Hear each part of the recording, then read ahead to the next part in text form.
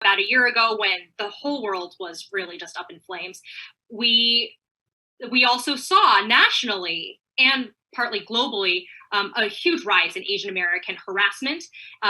A lot of it was verbal, a lot of it was also physical, and we saw things escalate. I think a lot of people, especially given the fact that we also had the George Floyd uprisings, I think there's a lot of folks, both Asian and non-Asian, that are looking for some sort of concrete way to be able to essentially combat racism in some way, shape, or form. A lot of our Sikh siblings were often the target of Islamophobic attacks, even though they are not, in fact, Muslim. Our job is to make sure that communities have the resources that they need to stay protected, that they have the tools to be empowered, to advocate for themselves, to protect themselves and their family, and to support each other. Blaming Asians during the pandemic is not an actually new phenomenon. What can we now do about it now that we have all of this historical context of what has happened to Asian Americans and be able to stop scenarios and situations of harassment in its tracks? Our focus has been combating anti-Asian and anti-Muslim hate, just because of the two organizations that have partnered to do this.